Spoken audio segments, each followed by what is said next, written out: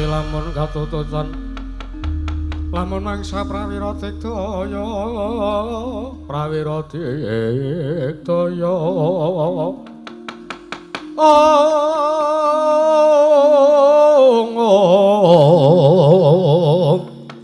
Ronangkono magawe kelarira wang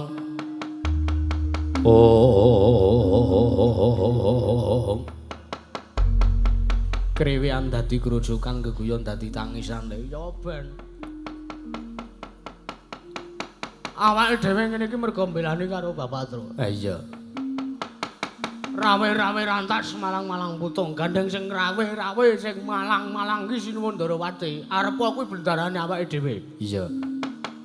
Arepa ibarate kuwi sesembahane awake dhewe, arepa kuwi ratu Gustine awake dhewe, ning awake dhewe nek ngerti kuwi salah ya kudu dibenerke. Bener le. Heeh.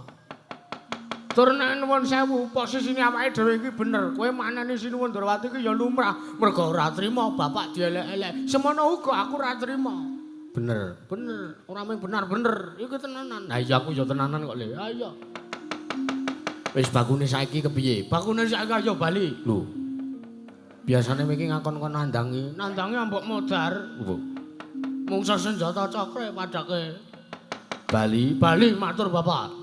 Ki mumpung Sinuwun Ndarawati urung metu saka Ndatulaya Praja. Lah iya.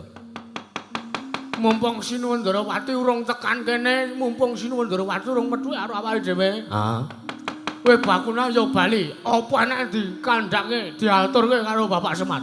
Nek Sinuwun Ndarawati ngendika ngene, pokoke Bapak digawe menesi ya, Truk. Wis aku mantep karo dadi penemumu wis ayo bali.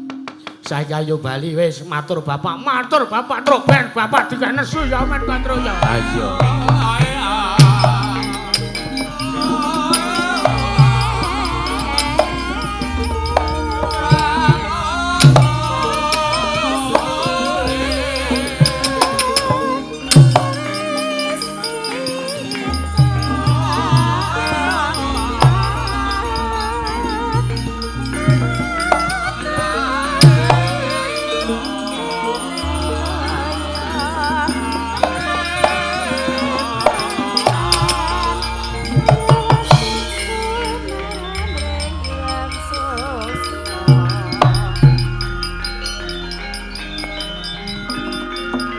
Waduh.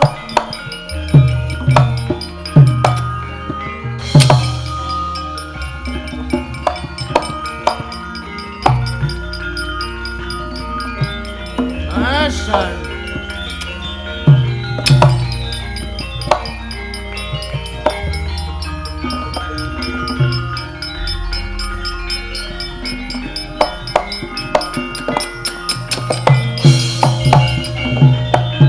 Kacarian mutra lamun kawakasan ya kowe sanggene maya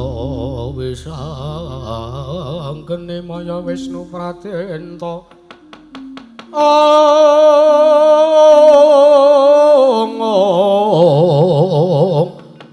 wis sanggene maya Wisnu Pradenta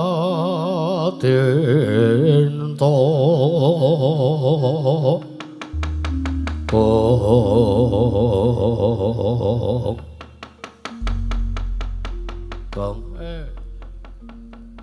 tekan apes le. Tru. Ah iya. Piye iki? Lah piye? Iki mesti wis dikakon karo Sinuwun Ndarawati. Antasena Petruk Bagong cekelen. Kon bali nang negara Ngamarta, aja ngasi bali ning Karang Kadempel. Nek ora gelem bali patenono. Modiar tenan, Tru. Ha iya. Monggo nek awake dhewe bali rono ora wurung ngomong nemoni Sinuwun Ndarawati. Lah iya iki. Lah iya iki. Terus iki piye? Wis takone wae, Tru. Pasrah urip, pasrah bongkoan karo Ndara Antasena. Sabar. Heeh. Iki. Ha iya. Ndara Antasena. Heeh, Tru. Nyegat lampah kula, Den. Ora. Lho, kenten ngriki aku lagi wae metu saka kesaturan Randu Gumbala, Tru. Oh, ngaten. Iya.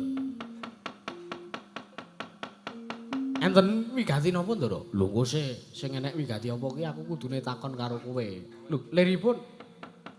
Wong sampean mesti ming dikengken didhawuhi kali Sinuwundarawati kan ngrangket kula kalih Bagong. Ngeten to? Lho, sing kandha sapa? Kula. Lho.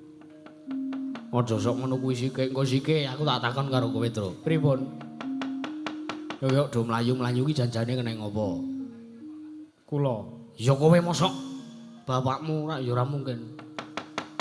Lajeng mangsul Ndara bali nanti teng Karang Kadempel. Lho, sebabe aku mau esuk reti kowe sowan ngersani Pak Dri Darma Kusuma, migadine apa? Anu ngaten. Wah niku bapak dawuh kalih kula kan sowan teng negari Ngamarta. Lah sowan teng negari Ngamarta niku wigatine nyuwun ngampil wujuding pustaka Jamus Myang Jimat Kelima Sada enten ngrika enten Sinuwundarawati. Enten Sinuwundarawati enten ngrika kula mboten entuk kula Le Petra mboten dikeparengke nyuwun ngampil wujuding pustaka Jamus Kelima Sada. Monggo nuwun sewu. Sing dados Anendra enten negari Ngamarta niku ingkang ingkang padhe nggih menika pun Sinuwun Prabu Puntadewa. Ning kenging napa kok malah kula Le Petruk niku dipenging. Petruk kowe bali ya bapakmu kok elek nyolok mripat wong Gediban 17 wong saking wong melarat wong ora duwe. Kok arep mbangun kayangan sing go ragat apa wis pokoke bapak dielek-elek ngaten niku intine jen. Terus kowe arep bali? Nggih. Matur karo bapakmu. Nggih, bapak jeng kula obong atine ben nesu sisan Ndara. Kagatri sang kapiranguri nangkul kinempet-kempet dosang retnaning bawana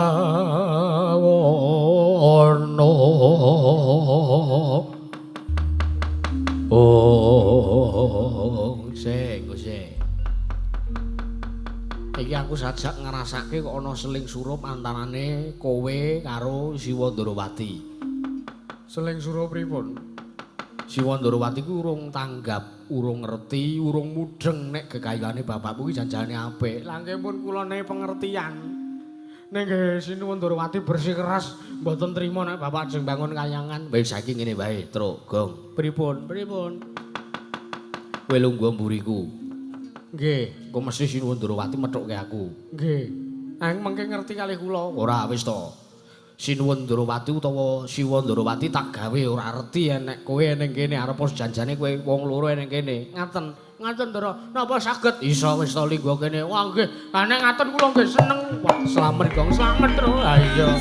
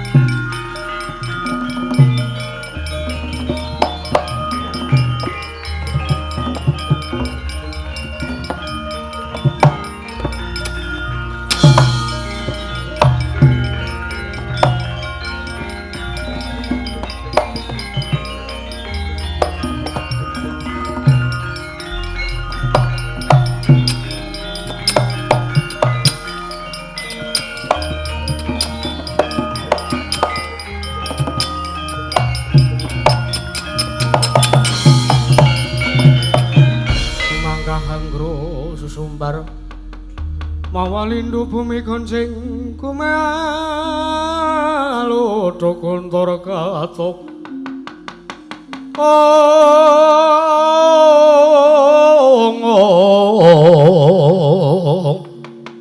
kumalu dokontor katok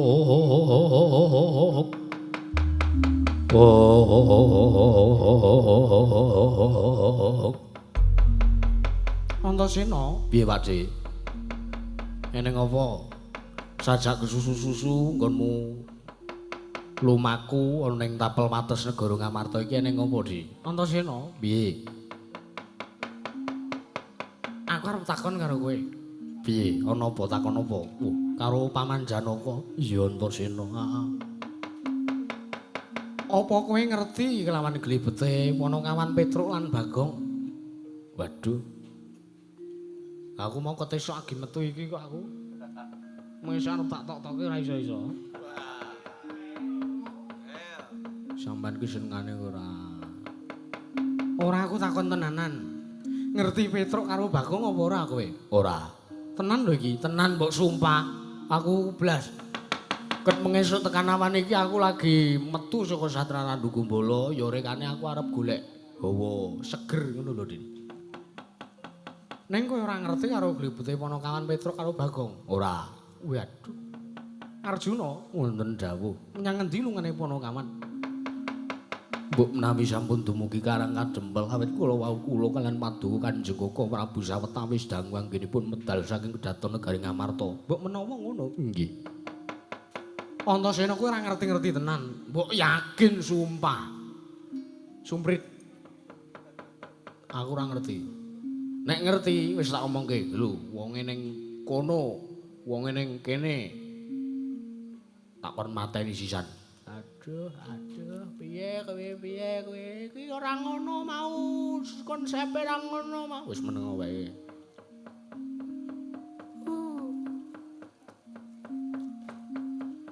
Jeng napa sampean sinuwun? Arjuna ndawuh. Apa kowe krungu suarane Bagong? Nggih, mireng. Lho niku ora ana wonge. Wajan iki Ratu Bento kuwi ya. Antasena, piye? Kowe ndelikke aja kowe ndelikke Petruk karo Bagong. Mbok sumpah ora. Aku ngerti Bagong karo Petruk kowe belas kok. Welah. Yen ngono iki kahanan sing aneh-aneh. Arjuna wonten dawuh golek srana liya Di. Keparengipun kados pundi? Ayo derekno kelawan laku jantranipun Kakang Dimas.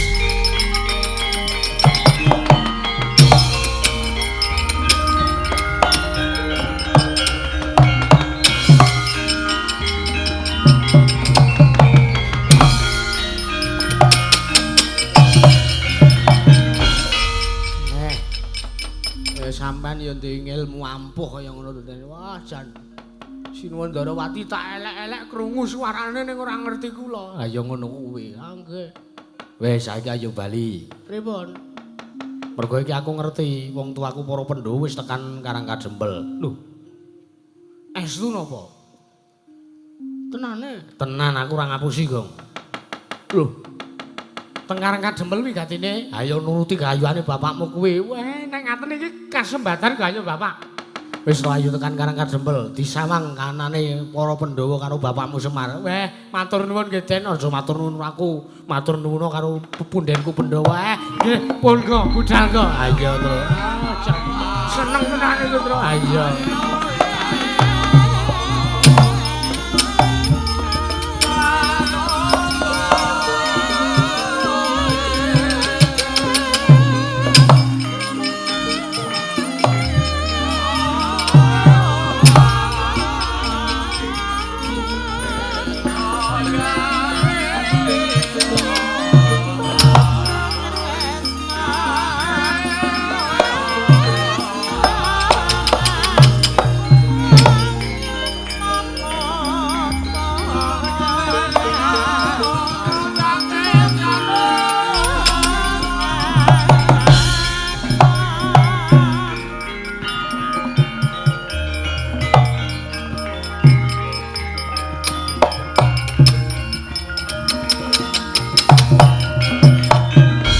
Sinayan manglung mintonaken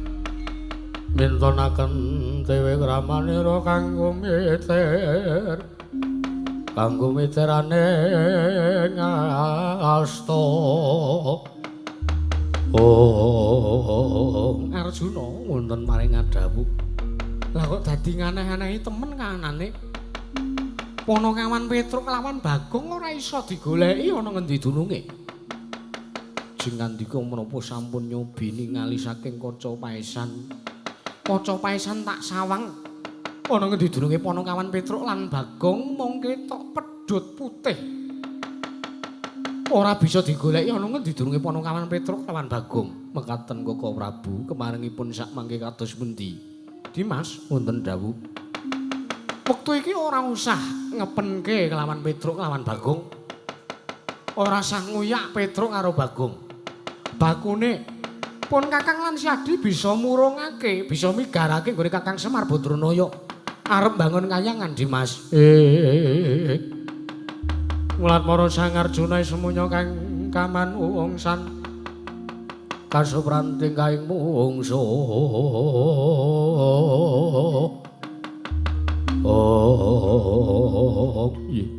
Menawi katen ingkang rayi ing Madukara pun Arjuna kantos sindika ndherek keparingipun sak mangke badhe kados pundi lapahipun. Ayo derek napa Kakang sowan ning Dandang Mangore njaluk senjata pitulung ngersane Kanjeng Ibu Betari Durga Hyang Betari Durga Hyang Permana ning Dandang Mangore. Menawi ngaten monggo kula dherekaken Koko Prabu.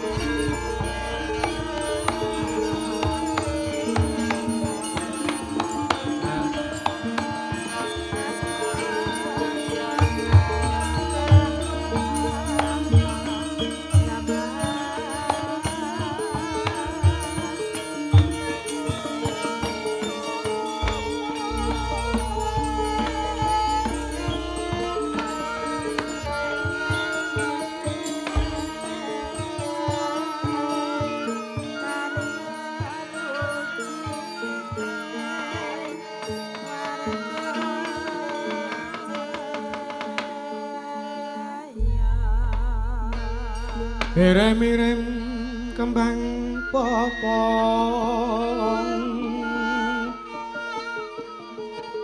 kembang popong sari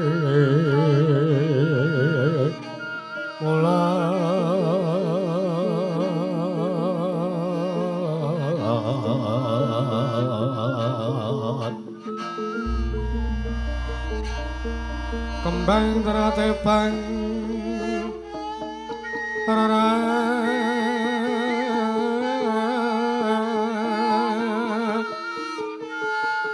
yungan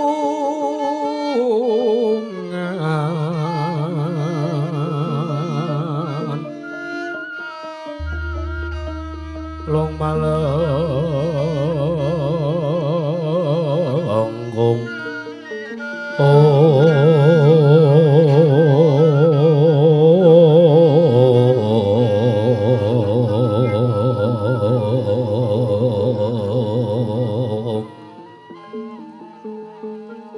long malenggung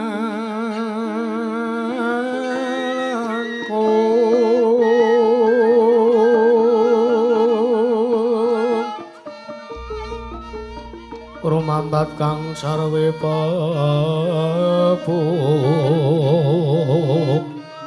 latan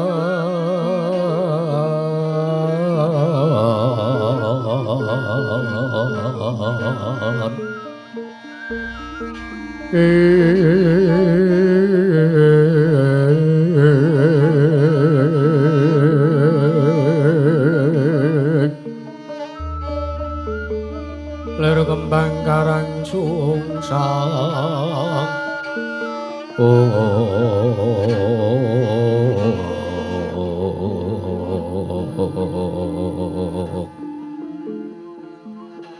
ler kembang karang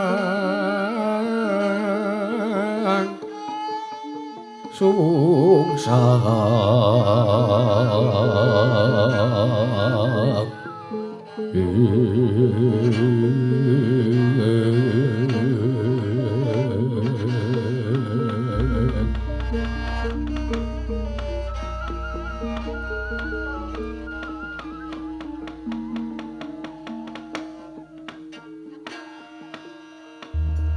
wong tetian kala Rudra Mas Patih Raja Dewaku sedhe selikur dina layak to layak hawa ning kayuwangan dandang mangure manas batu jebul disababake sowane titah Pujangkara Nata Ndarawati wayah ulun nggih Nata Ndarawati Kresna padha kanthi harja sak praplanira ya nggih kita sowan ana ngersaning pun yang ana ing kayuwangan dandang mangure kene Nata Ndarawati Nun amit masang kali mantabe dina bena ngono dhewe dumawahing tamang tuwang linepan ing tolak manu Kanjeng Eyang sewu-sewu kalepatanipun ingkang wayah pun Nata Ndarawati anggen kula sowan ngarsa padha Kanjeng Eyang Permoni Eyang Bathari Durga wonten ing kayuwangan dandang mangure kula nyuwun pangapunten ambuk biling sak mangke damel goro wonten ing madyaning kayuwangan dandang mangure menika Kanjeng Eyang ya ora dadi ngopo merga panjenengan ulun mangerteni sartane priksa yen to sowan kita iki mesti ngemu wigati kang bene kelawan adat sing wis kelakon nggih merga ora adat saben Nata Ndarawati kuwi sowan ana ing kayuwangan dandang mangure nggih mekaten iya kula kang saka kuwi kangge Widarna wedhar apa kang dadi wigatimu ya nggih Nata Ndarawati nggih kepareng kula badhe matur wonten ngarsa watu Kanjeng Eyang Bathari Durga wonten ing kayuwangan dandang mangure. Ingkang sepisan kula nyuwun pangapunten ambuk bilih kula sampun wantun lancang sowan ing kayuwangan dandang mangure. Ndungkap angka kalih. Sowan kula menika badhe nyuwun senjata pitulung tumbak kenjeng dumateng paduka Kanjeng Eyang Bathari Durga. Awit kawontenan wonten ing Brajanegari Ngamarta dinten sak menika nedheng boten prayogi. Liripun boten prayogi awit dipun sababaken wonten salah satunggiling panggebluk Mayangkara ingkang tumanduk wonten Brajanegari Ngamarta ingkang boten sanes jawi amung dipun sababaken dening Kakang Semar Badranaya ingkang sampun wonten tigang candra nilar dhumateng kewajiban kaprajan mboten sowan wonten praja negari Ngamarta wekasan para Pandhawa mboten dipun mong dening Kakang Semar Badranaya sartanipun para kawula negari Ngamarta ugi risak kawontenanipun awit dipun tilar dening Kakang Semar Badranaya tigang candra dangunipun tartentu sedaya perkawis menika anggenipun Kakang Semar Badranaya mboten wonten ing praja negari Ngamarta menika dipun sababaken awit Kakang Semar namung durusi dumateng nepsu hawa nepsunipun piyambak inggih menika ingkang kepengin bangun ngayangan do Kanjeng Hyang cobi to ingkang atasipun Kakang Semar Badranaya menika namung drajating batur Kakang Semar menika namung tiyang sekeng Kakang Semar niku namung ponokawan wong melarat. Wong elek nyolok mripat gedibal 17 teka badhe bangun ngayangan menika. Ing sakmangke namung badhe ngembari dhumateng pangosipun dewaning Maradewa inggih menika pun Sang Hyang Bathara Manikmaya. Mula saking menika kula nyuwun senjata pitulung. Kersa suka nilana penggalih paduka Kanjeng Hyang Bathari Durga. Kersa sakbiyantu dhumateng jasadipun ingkang Maya Punata Ndarawati. Ing sakmangke murungaken Kakang Semar nggihipun badhe bangun kayangan Kanjeng Hyang Bathari Durga. Tan Samar pamoring sukma sinukmaya winaya ing asapi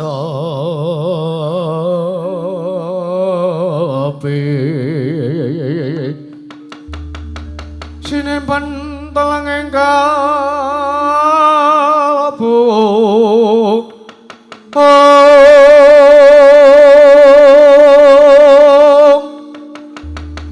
pambukaning warana talen saking liya playape ngaluyup pindha pesating sumpena sumusuping rasa jati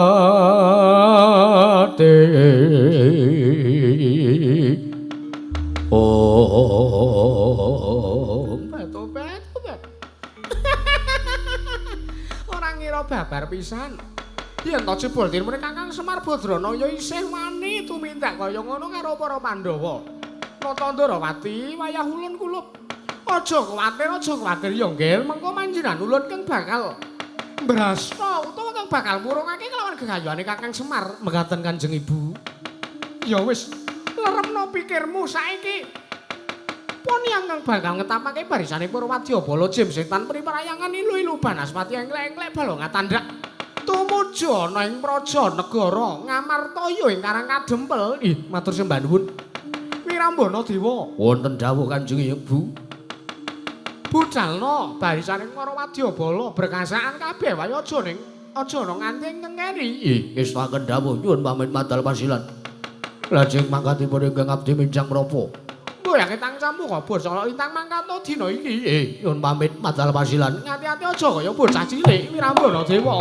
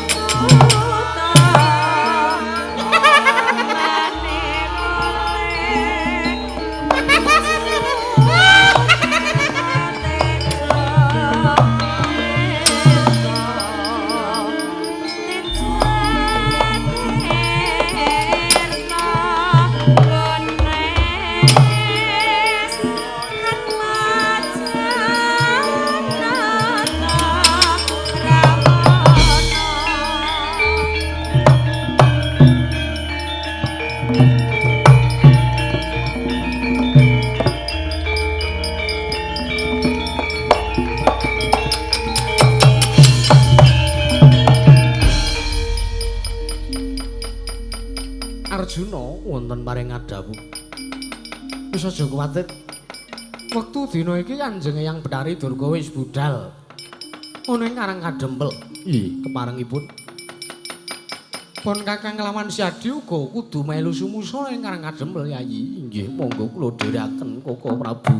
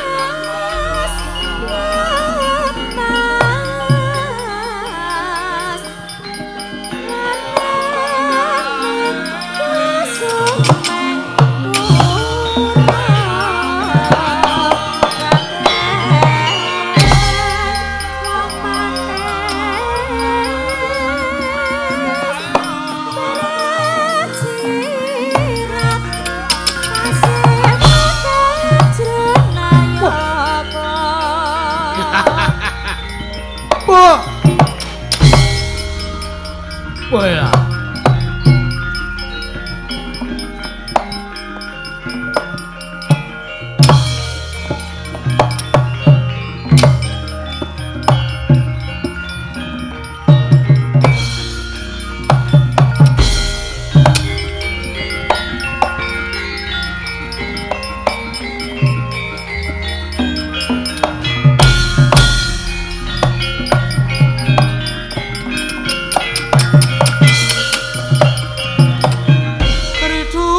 Mawon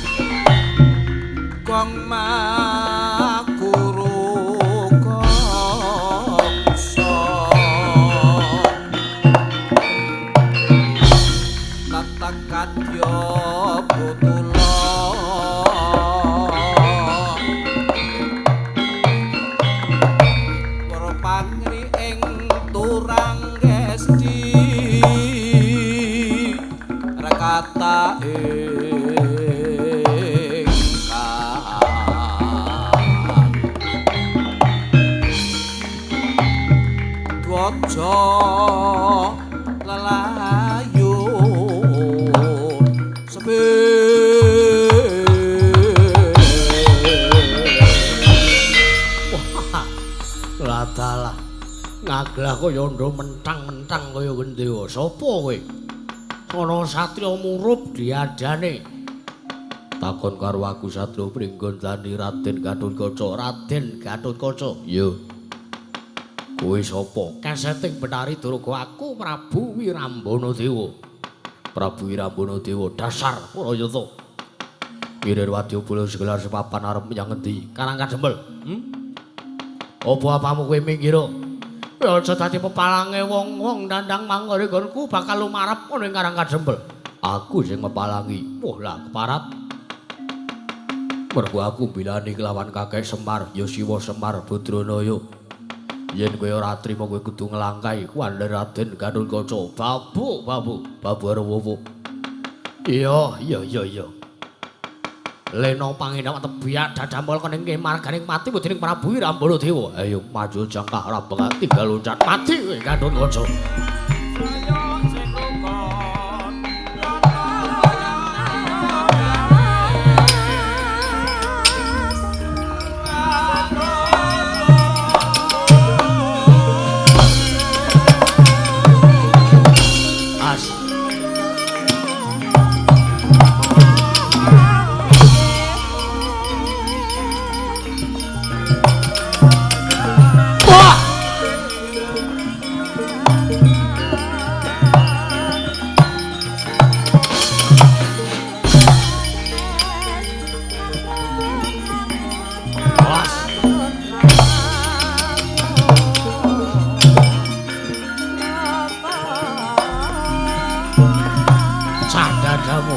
Oh.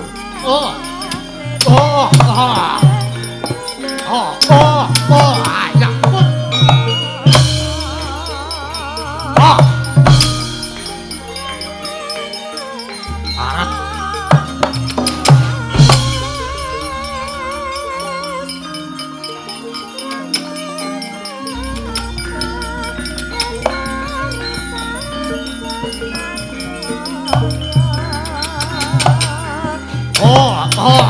Mati ya.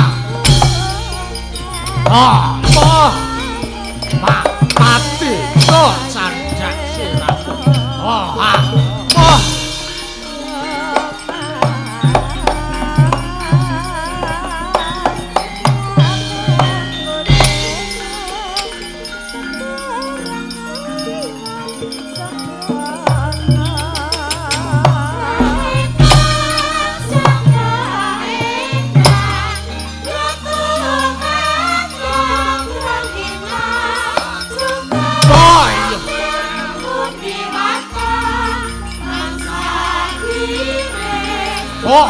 Sandak siramu.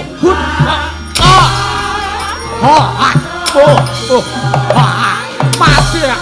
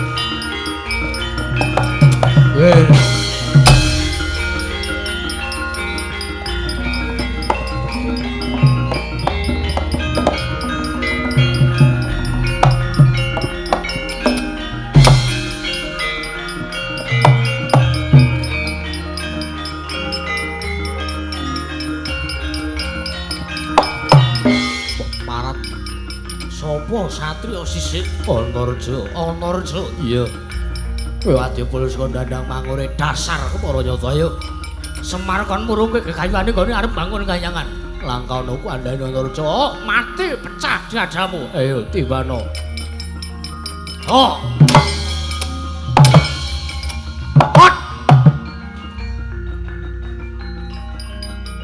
mati kowe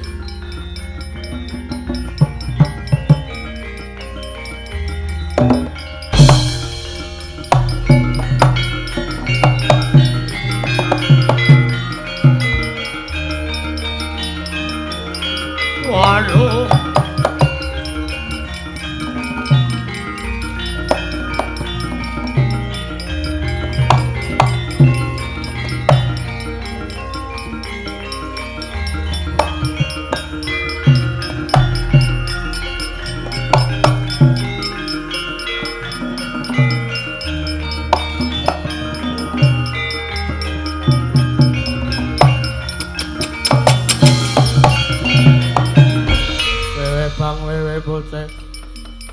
Ilelu panas pateng leng-leng balonga tanda Jim setan preprayanga dorene ae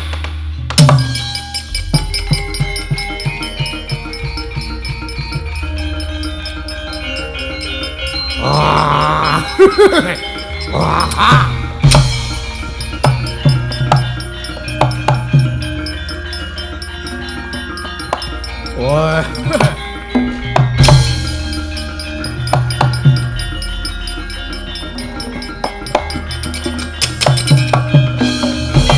Utawandra tata katiwisaya. Indriyaksa sara maruta pawana ana margana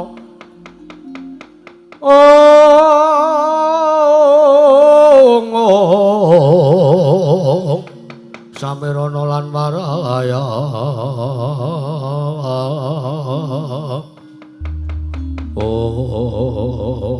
Wila wonten dawuh sinuwun paduka ngawe ingkang abdi pun maling raga ngawe ingkang abdi pun maling sukma sinuwun maling raga wonten dawuh maling sukma wonten dawuh Wadyabala ndandang mangkono ora enek sing bisa dikalapke aku maju ketemu sing jeneng Gatotkaca aku diplintir sirahku nganti tengeng kaya ngene iki aduh piye lajeng keparengipun ing samangke kados pundi lajeng keparengipun ing samangke kados pundi maju kabeh barisaning para bekasan maju laku dedemitan inggih ngestaken dawuh budhal saiki maling raga maling saka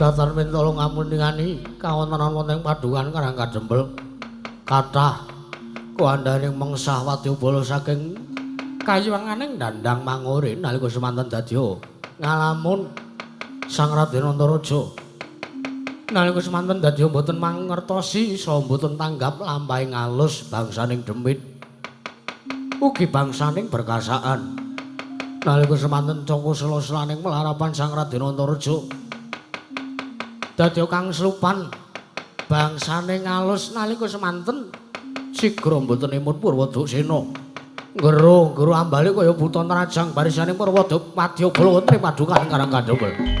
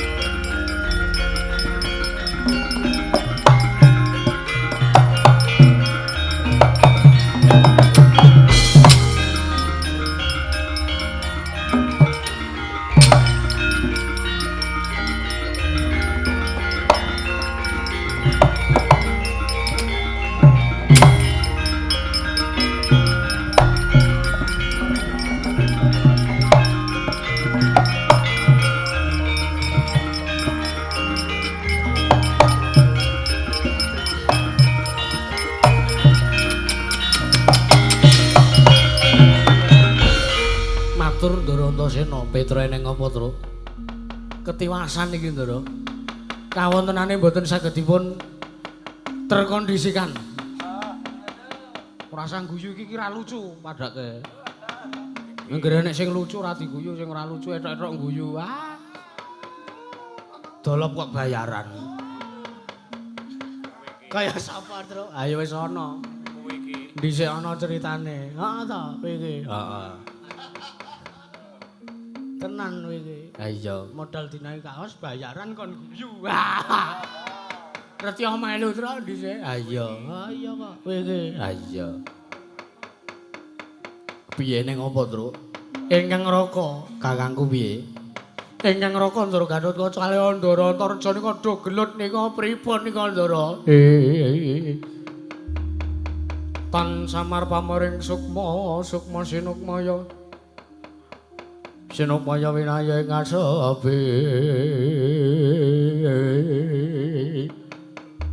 Oh, wela, Truk. Nun. Candak pripun? Kae ora saka karepe dhewe. Wah, mosok wong kula reti sing gelut niku Ndara Gatotkaca kaliyan Ndara Antareja kok sing sawangen to. Ngendi nek Kakang Antareja nyokot cokot-cokotan karo Kakang Gatotkaca. Nek gemes, wis gemes. Kula niku nek gemes kok kula cokoti. Nganti sing duwe muni, "Yung," ngono niku. Ngawur ora. Ngopo to wong senengane dhewe-dhewe kok ora. Kowe iki brutal kok, Truk, kowe iki. Apa dicokoti ora? Ya men. Lah apik kae kok le kaya cokot-cokotan bayi kae. Ya men terusno kaya. Muni sisan kaya empengan ngono ta, Tru? Ha iya. Cakek ta. Keplak sisan kae. Wis kowe lungguh ning kono wae. Sawangen. Apa ana Kakang Gatotkaca Kakang Antareja ndisiung? Heeh ya. Lah iya, kowe lah. Kae gelut kok koprol-koprol barang kaya jatilan. Kae ora saka karepe dhewe. Lah terus karepe sinten, Jopi? Mergo kae Dyang Slupi, balane Betari Durga sing laku dedemitan. Kowe lah setan tenan iki. Njur ning ngatasi nika pripun? Matur bapakmu, Tru. Mengko bapakmu ngerti carane. Oh nggih, ngestaken dawuh. Nyuwun pamit. Ning tak mampir gara-gara sik. Ha wis kono mangkat.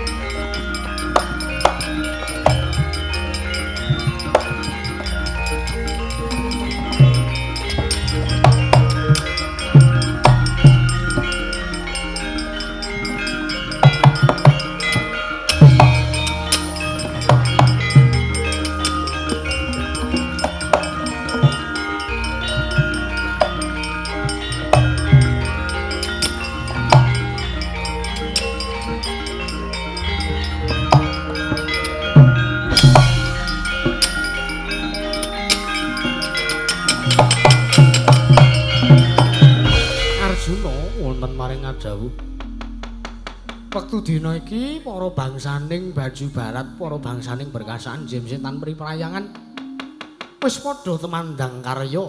Nggih, ngangslupi para kawula oning padukan Karang Kadempel keparengipun. Yen to pun Kakang lan Siadi ora melu temandang mengko malah bakal wirang bebarang di keparengipun kados pundi. Ayo nyaketi marang kahanan oning padukan Karang Kadempel. Nanging seranane aja wujud nata Ndarawati lan aja wujud panengah Pandhawa. Nggih. Keparengipun tutna pun Kakang dadi salin wujud kaya ngene ya diistaken dawuh apa Prabu.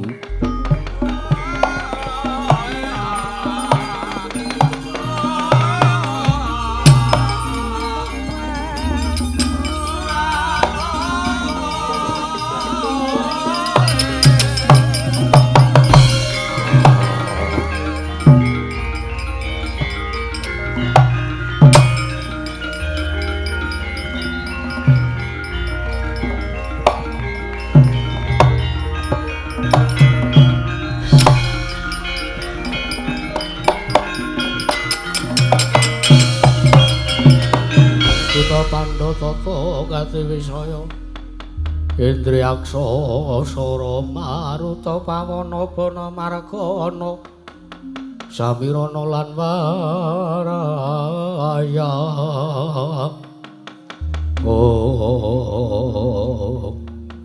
Wis nek wis ngene iki ora bakal konangan. Ha inggih Koko Prabu. Iya. Wis ayo nyaketi marang padukuhan Karang Kadempel. La dalah. Inggih ngestaken dawuh badhe keparenginaken asma sinten? Aku tak nganggo jeneng Kala Yaksendra, kowe nggunakno jeneng sak karepmu nggonmu arep nganggo jeneng. Iya. Kula badhe nginaken jeneng utawi asma. Kula pun didya Kala Jajal-Wreka. Ayo budal Yai Jajal-Wreka. Ayo budal Kakang Kala Yaksendra.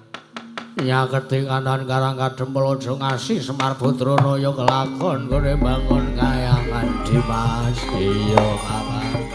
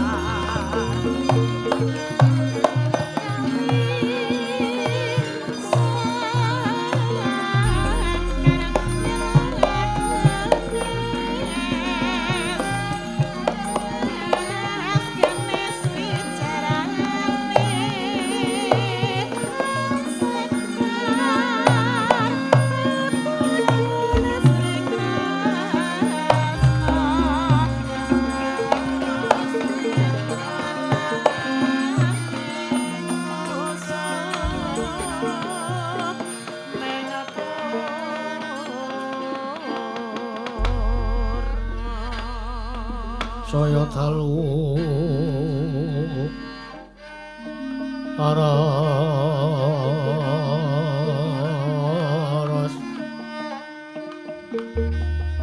abyor sarat lintang kanggo madhap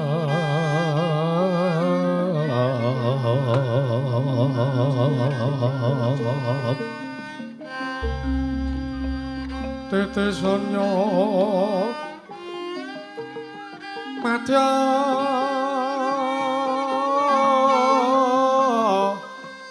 ratri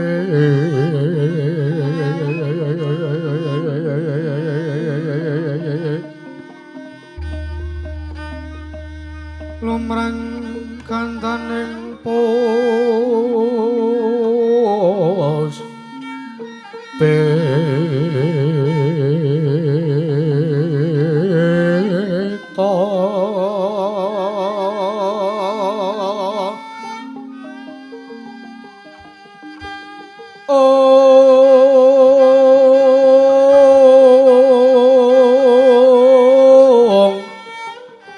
karang jawaning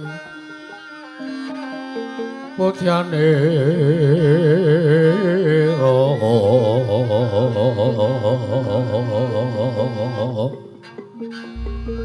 sa